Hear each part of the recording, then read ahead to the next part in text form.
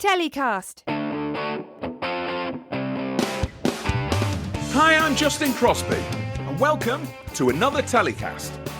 On this week's show, I'm joined by Tom Price, Content Distribution Director at Roku, as we chat streaming, fast channels, how he's planning to help build the business in the UK, and the latest deals the company has struck. It's coming right up on this week's TellyCast. My guest on this week's show is Tom Price, Content Distribution Director at Roku. Welcome to TellyCast, Tom. How are you? I'm really good. Thank you, Justin. Thank you for having me on the show.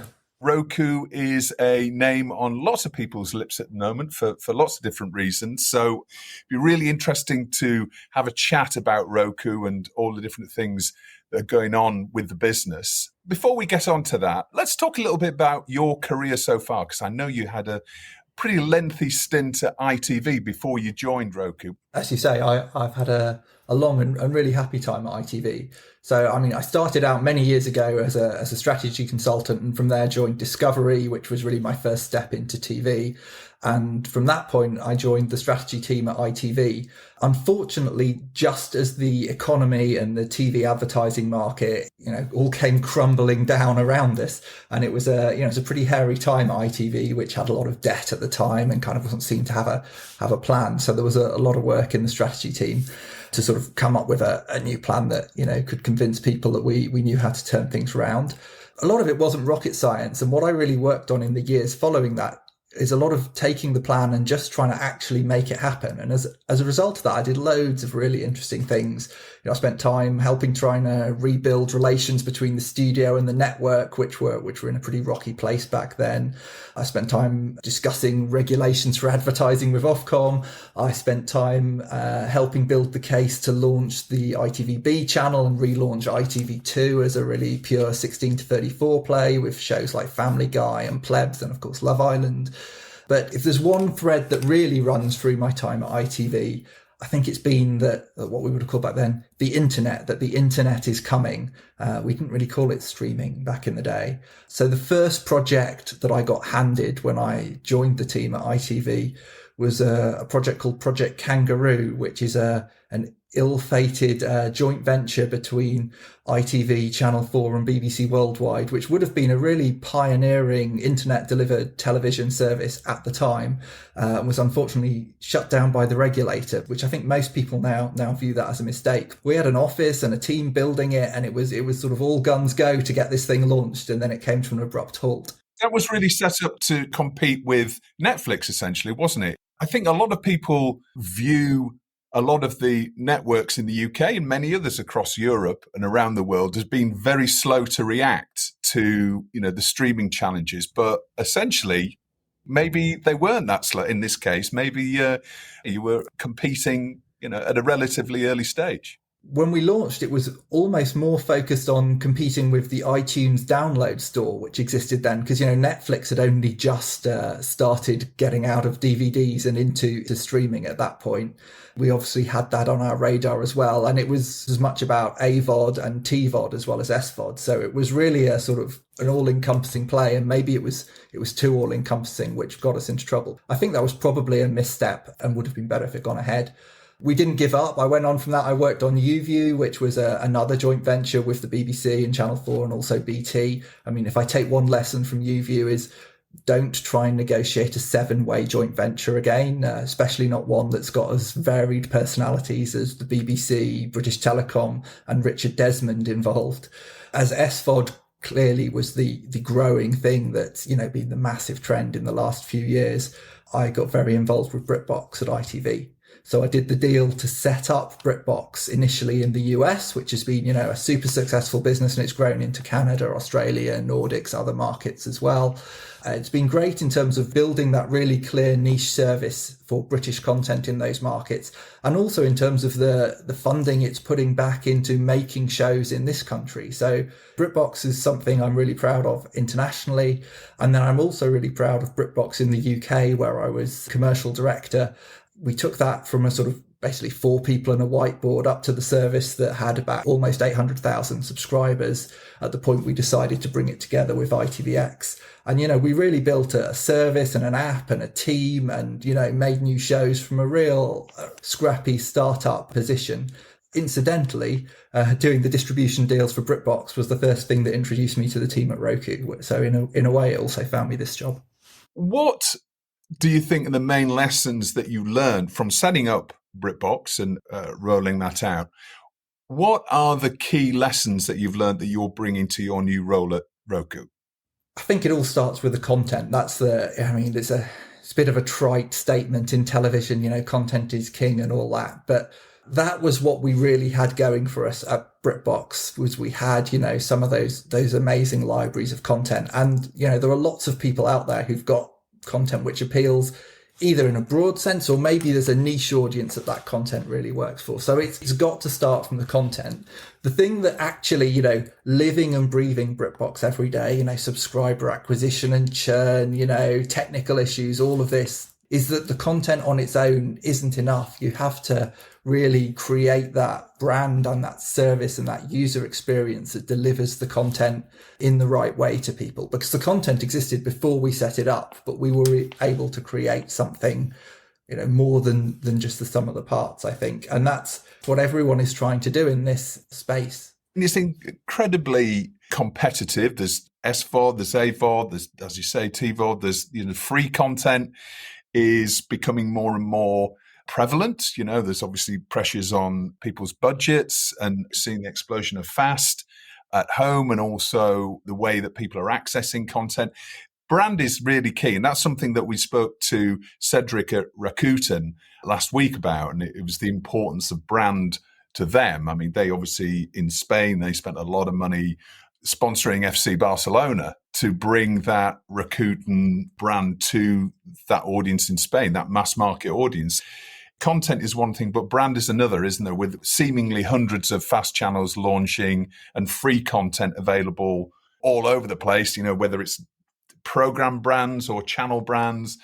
Investment in brand is really, really key in terms of differentiation, isn't it? It's a mix of all these things. You can't do it without the content. You can't do it without the experience and the product. And, a lot of media companies are having to learn from the likes of Netflix about what it takes to deliver a really great experience. And, that's something that Roku is really focused on. And, we have, when I look at the engineering teams we have working on making the experience better at Roku, it gives me a real appreciation of what it takes to do that really well. Brand, in my view, is the thing that ties together everything you've got and helps tell that story to the user. But you can't do it all with brand. You've got to have the fundamentals under it as well. Coming on to Roku then, your role is Content Distribution Director. Tell us about what that entails. So I head up content distribution for the UK, and that means I'm responsible for our relationships with all of the big local players that we have on our platform. So whether that's the BBC or Sky with the Now TV app and Sky News and others, Sky Store they also have, whether it's ITV or Channel 4 or Channel 5, and then some of the smaller apps that are London based, some of which actually are global apps but based out of London as well. But my main focus really is to link Roku in the UK into the local TV industry and get all of those relationships working as well as they can. Obviously, everyone's aware of Roku, I think, but our listeners are all around the world and they may have a different relationship with Roku than ones in other territories. It's an OS, it's an original channel in some places, and obviously it's accessed via different devices. Can you just give us a bit of an overview about what Roku is and how you can access it? It's a really exciting company, and one that I think isn't as well known in the UK as it is in some other markets. Part of my job actually with partners is really giving them that story.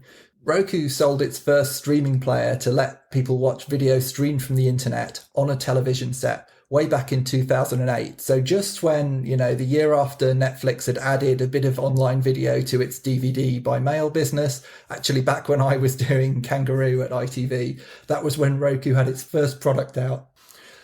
what was the belief of that product is that just because video is delivered over the internet, it doesn't mean that people should have to compromise in terms of picture quality or watching it on the best screen in their house, which is normally the big main television set. And they shouldn't have to compromise in sound quality and picture quality, any of that. And underlying belief at Roku is that we think in future all television will be streamed and all advertising will be streamed, and Roku is a company that's the heart of driving forward that revolution. So from what was essentially a startup, Roku has grown into the market leader for streaming on TVs, with over 70 million households worldwide using the Roku platform to access content. So we're kind of a giant that people in the UK may not have heard of.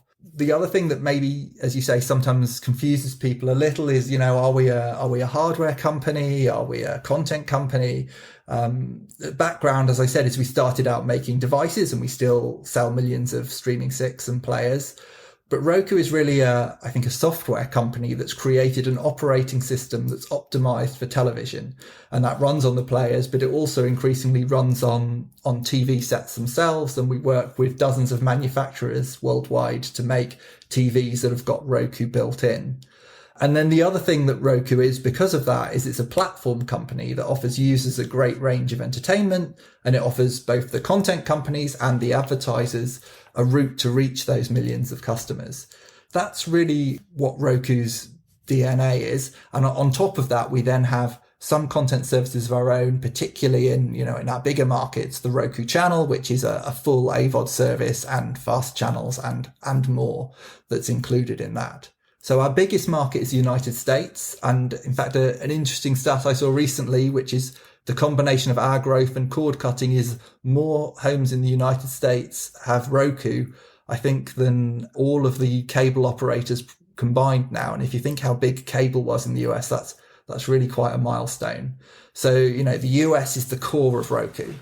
What's driving that growth, Tom? I mean, is that about being built in? Is it the distribution and the fact that it's been, essentially, because I know there's Roku 4K TVs, aren't there, that retail, but also there's the dongles and everything. What's really driving that growth? The future growth is really being driven by TVs and the current growth.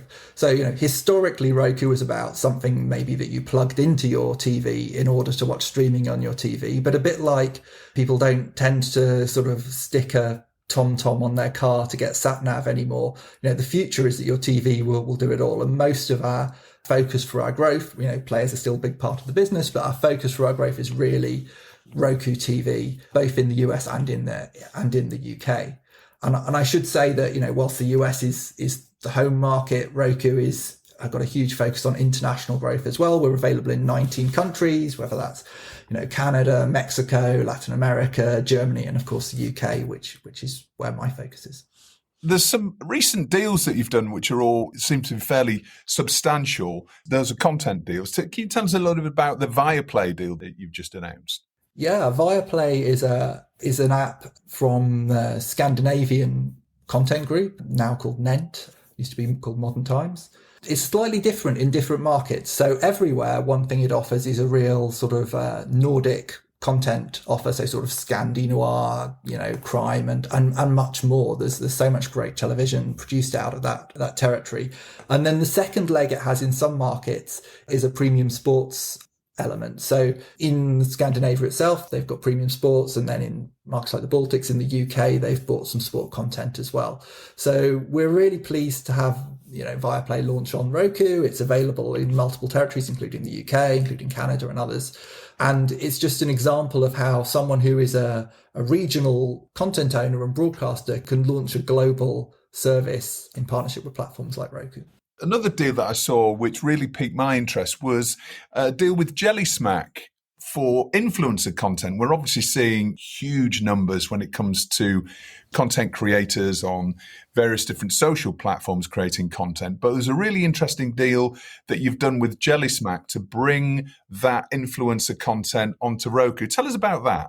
That deal, it's not my deal, I should be clear. It's from the content team. But what Jelly Smack are doing is launching a pair of fast channels on Roku, which are linear streamed ad-funded channels with their content, which previously been more online focused, and bringing that to the big screen. And I think what it indicates really is the opportunity that fast channels give a huge range of content owners and content creators in offering them a new way for people to watch their content and for them to make money out of their content. What I thought was really interesting about that was the fact that, there's an assumption that if a content creator has some content on YouTube, for example, some on Twitch or some on Snapchat, for example, you think that content, obviously it builds a long tail, but it's kind of almost forgotten about with the speed of publishing that goes on when it comes to a lot of these social channels. But there are different ways to repurpose content that can live a different life on a distribution platform such as Roku. It's just the world that we live in now, where there is a vast range of content for people to choose from. And some of this content is, only appealing to a certain group of people, but everyone has got this huge amount of choice. And I think that's what streaming platforms have enabled, whereas previously you might have been dealing with 100 or 200 channels. We have, around 300 channels in the FAST service on Roku in the US, but that's in addition to all of the apps and all of the niche content. So if I think about why does a customer choose to get Roku? Because obviously there are other systems which allow you to watch video from the internet on your TV. We're not totally unique in that, but the first and biggest reason is because we offer just such a huge range of choice of different entertainment from global services and from local services, from big mainstream services like a Netflix or a BBC or a Paramount or an ITV, but also, small niche services. So if you're into anime or, combat sports or opera, there are streaming services on Roku that would be tailored to your needs. The thing that goes hand in hand with that, though, that I think can be quite tricky is, we find people are often sort of almost overwhelmed by the amount of choice, and they struggle to find, there's a film they want to watch, but they don't know which service it's on. And so the second real thing that Roku has focused on is on developing the user experience to really make it simple for users and hopefully delight them with the experience of finding content on Roku. So we have a really slick interface with things like universal search across all of the apps, which on all of our, or most of our streaming players, you can activate with your voice.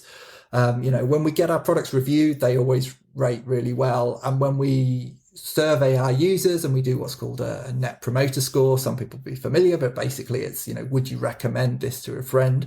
In the UK, we have really, really high net promoter scores. So although we're not the biggest platform in the UK, the people who've got it really love it.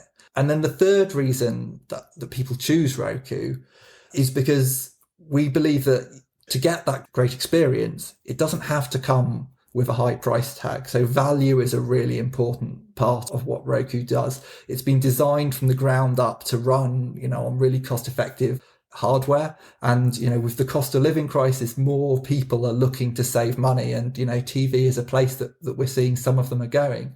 So Roku works with our manufacturing partners to try and bring the latest technology, things like QLED, which is quantum LED. It's basically, better picture quality. Things which are normally found in the more expensive TVs will really get under the skin of how we can bring those cost effectively with our partners to the Roku TV set. So by buying Roku, you're getting the best without having to always pay as much. And then the second element of value, of course, is that we give people the freedom to choose which services they want to subscribe to. You don't have to subscribe to anything on Roku. Some people have got a similar service to us. You might be tied into a long contract or something like that. Whereas Roku, you can pick and choose. You could take Netflix, you could take Amazon, you could take Now and Sky, you could take ITV Premium, you could take Paramount, or you could take none of them. For some people, the best possible price is free. And in the US, we've led the way with our own free service. In the UK, there's a huge wealth of great free content that's available already from the big local public service broadcasters, and we make all of that available. Talking specifically about the UK, now we've seen that the success and what's driven in the US, but your role is obviously going to be involved with the team in terms of building the profile and building the business of Roku in the UK. What is going to drive that? What's your main focus in terms of bringing Roku to more consumers in the UK? Well, we're really committed to the UK, and the way Roku thinks about it, we have certain markets we've prioritised for growth, and the UK is one of those. We actually have kind of deeper UK roots than a lot of people realise. Our founder and CEO, Anthony Wood, was actually born here and moved to the US as a child. And we've got we've got a big engineering base in Cambridge, focused on TVs, another one in Cardiff around ad tech, and we're building another engineering base in Manchester, as well as the London office I work in, which has got, as well as content distribution, things like ad sales. So, we've got quite a big footprint here already. We've got a number of partners now selling TVs and more on the way.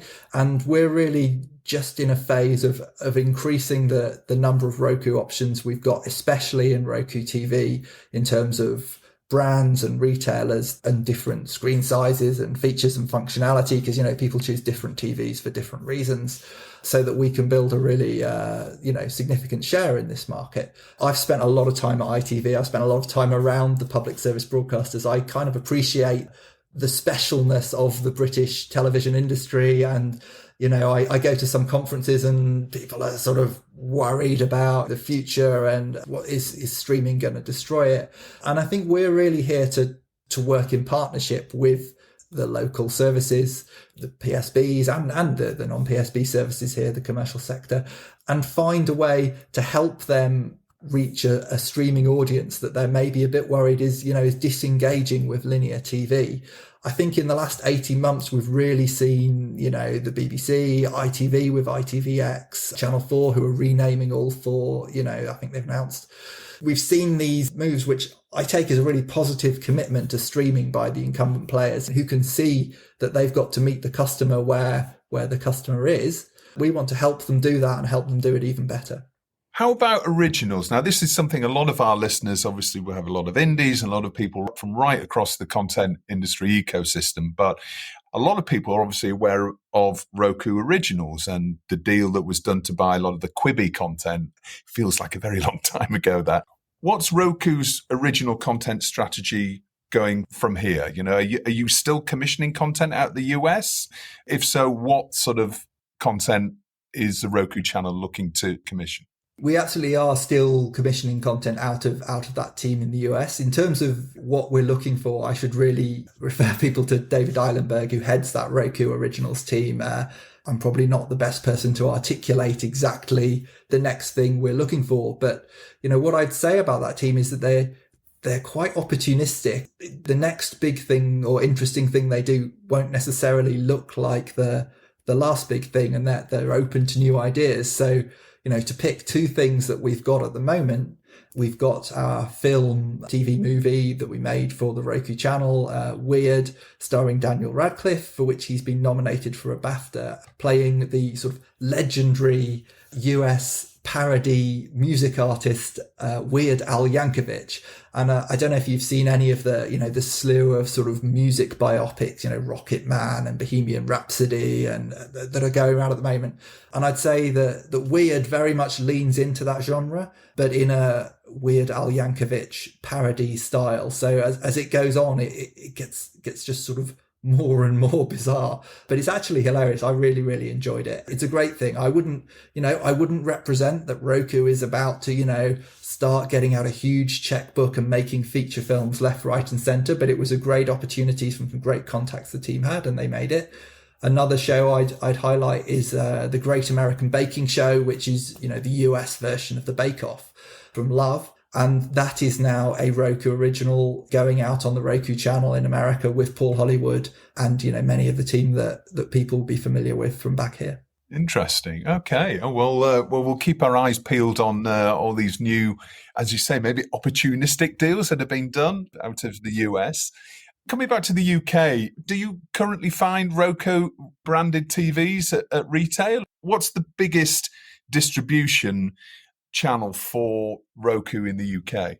Sort of at all good retailers is probably what I'd say. So, we're stocked in, you can buy them on well-known online services. You can buy them in high street electronics retailers, the likes of Currys and people like that. We work with a number of brands. So the most visible ones at the moment in the UK are TCL, RCA, and Met, which is a new German brand who we work with in Germany, who also launched into the UK market. So, and there's a number of other OEMs we're talking to as well. But I would expect to see more brands and more units in retail in the future. That's Roku branded TVs, but also other brand TVs that have Roku OS baked into it. They're Roku co-branded TVs, so they're with the manufacturer and Roku. Something you might have seen in the US is we've launched purely Roku branded TVs. I think you can think of those almost like the flagship Chromebooks or Android devices that Google makes to show what's possible with the platform. But we remain super committed to our main model in TV, which is the co-branded partnership with our key OEM partners, and that's our focus in the UK market. And now it's time for Story of the Week, where Tom gets to pick the TV industry news story that's caught his eye in the past 7 days. Tom, what's your Story of the Week? So a pair of stories about Netflix that caught my eye, actually. The first is that Netflix have made the announcement that they are shuttering their DVD by mail business, a business I think most people thought they probably shuttered years ago, and it's been sort of carrying on in the quiet background. Time has finally been called on popping a DVD in the post. And obviously Netflix didn't do that in the UK, but I had Love Film here back in the day, and That's right. Yeah, me too. I don't know if I remember it fondly, but I remember doing it. I always remember losing the DVDs and getting fined an awful amount all the time. I was probably a pretty bad customer. But yeah, and then look, obviously Amazon bought Love Film, didn't they, eventually? They did, so that became part of Prime. And then the other Netflix story, in contrast, is that they announced a clothing partnership with the fashion brand Lacoste. So, with the little crocodile, and a range of leisure wear being released based around key Netflix brands and shows. And I thought just taking these two together told us something about where Netflix are on the journey from a sort of internet service company, mailing things in the post, to something that's starting to look a bit more like a Disney or an HBO, Yeah, they're making moves into being more of a lifestyle brand, aren't they? Yeah, just an owner of IP, an owner of content, and something that I think feels a little familiar to those of us who've been in the TV business a while. Now it's time for Hero of the Week. Tom, who's your Hero of the Week? So my hero of the week is Barry Humphries, better known as Dame Edna, who sadly passed away. I've put him in this slot because he's the person who made me laugh loudest this week. There's an amazing clip doing the rounds on social media of him on This Morning, which on the day he was on wasn't with Phil and Holly, it was with Dermot O'Leary and Alison Hammond, but he chose to congratulate Dermot on his brave decision to come out nonetheless. And as it emerges that he's sort of got the wrong guy, he just plays it completely deadpan whilst Alison Hammond is corpsing in the background. And I don't know, it was just sort of one of those live TV moments that I think we have to celebrate, where you sort of wouldn't get this from a carefully planned scripted original, but it's a moment of genius nonetheless. Yeah. There's also the clip that's circulating as from, I think it was a Royal Variety performance, when Dame Edna actually comes into the royal box and sits down, which is amazing. Obviously, the first time that's ever happened. I think part of that is down to the future king being a big fan. Dame Edna Everage, very sadly missed, and all the other characters that Barry Humphries had there. And how about what you're putting in the bin this week, Tom? Well, I'm worried this might be a bit controversial because I think others might have chosen them for Heroes of the Week. I'm going to propose that Ryan Reynolds and Rob McElhenney should be going in the bin. Now, they may be other people's heroes for bringing Hollywood glamour to non-league football in Wrexham, but as I come from Chester and grew up there, who are their traditional rivals, it's hard not to look on with a bit of sort of green-eyed envy. So I would say if they have any Hollywood mates who fancy propelling Chester out of National League North and back to their rightful place in the Football League, I will happily take them back out of the bin. But for now, I'm consigning them to it. Well, I keep seeing Will Ferrell popping up at various football matches. He's maybe shopping for a team. He'll have to get Chester FC, I'm sure, are available. I can't speak for the Supporters Trust, but What's Chester's ground, Tom? What's the ground called? The Diva Stadium now. I mean, it used to be Sealand Road when I was little, but Chester's Ground is kind of quite famous as you know, the cross-border rivalry with Wrexham. The ground itself, the pitch is actually in Wales, but the car park is in England. When COVID was in full swing, led to some very weird issues about whether they could host football matches there, with one part of the stadium in one country and another part in the other. They were trying to do something in the car park, I think, but they couldn't let people use the toilets, which were in Wales. All right. Well, on that note, Tom, thanks so much for coming on TellyCast. It's been really interesting to hear about Roku and your plans in the UK. We'll no doubt keep our eyes peeled and see what developments are happening with the business going forward. So best of luck in your not so new role, but in your role going forward. Brilliant. Lovely to speak to you, Justin. Well, that's about it for this week's show. As always, thanks a lot for listening. TellyCast was edited by Ian Chambers and recorded in Leeds. We'll see you next week. Until then, stay safe.